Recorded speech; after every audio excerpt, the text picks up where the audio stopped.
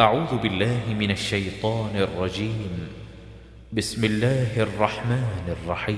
ألف لام ميم. تلك آيات الكتاب الحكيم هدى ورحمة للمحسنين الذين يقيمون الصلاة ويؤتون الزكاة وهم بالآخرة هم يوقنون أولئك على هدى من ربهم وأولئك هم المفلحون. ومن الناس من يشتري لهو الحديث ليضل عن سبيل الله بغير علم ويتخذها هزوا أولئك لهم عذاب مهين. وإذا تتلى عليه آياتنا ولى مستكبرا كأن لم يسمعها كأن في أذنيه وقرا فبشره بعذاب أليم.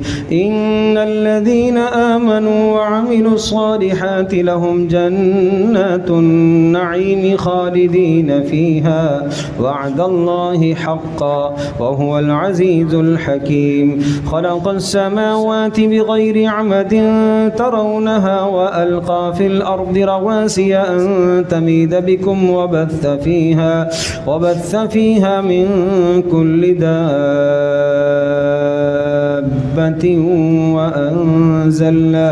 وأنزلنا من السماء ماء فأنبتنا فيها من كل زوج كريم. هذا خلق الله فأروني ماذا خلق الذين من دونه بل الظالمون في ضلال مبين. ولقد آتينا لقمان الحكمة أن اشكر لله ومن يشكر فإنما يشكر لنفسه ومن كفر فإن الله غني حميد.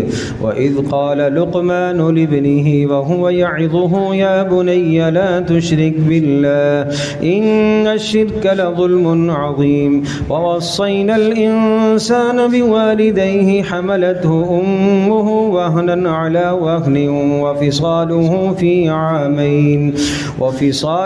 في عامين أن اشكر لي ولوالديك إلي المصير. وإن جاهداك على أن تشرك بي ما ليس لك به علم فلا تطعهما وصاحبهما في الدنيا معروفا واتبع سبيل من أناب إلي ثم إلي مرجعكم فأنبئكم بما كنتم تعملون. يا بني إنها إن تك مثقال حبة من خردل فتكن في صخرة أو في السماوات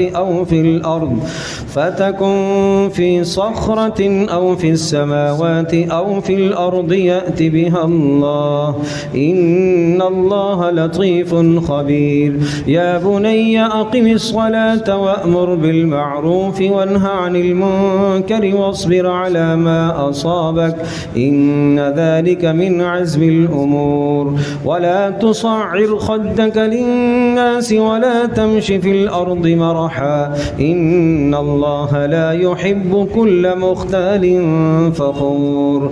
واقصد في مشيك واغضض من صوتك إن أنكر الأصوات لصوت الحمير. ألم تروا أن الله سخر لكم ما في السماوات وما في الأرض وأسبغ عليكم نعمه ظاهرة وباطنة ومن الناس من يجادل في الله بغير علم ولا هدى ولا كتاب منير. وإذا قيل لهم اتبعوا ما أنزل الله قالوا بل نتبع ما وجدنا عليه آباءنا أولو كان الشيطان يدعوهم إلى عذاب السعير. ومن يسلم وجهه إلى الله وهو محسن فقد استمسك بالعروة الوثقى وإلى الله عاقبة الأمور ومن كفر فلا يحزنك كفره إلينا مرجعهم فننبئهم بما عملوا إن الله عليم بذات الصدور نمتعهم قليلا ثم نضطرهم إلى عذاب غليظ ولئن سألتهم من خلق السماوات والأرض ليقولن الله قل الحمد لله بل أكثرهم لا يعلمون لله ما في السماوات والأرض إن الله هو الغني الحميد ولو أن ما في الأرض من شجرة أقلام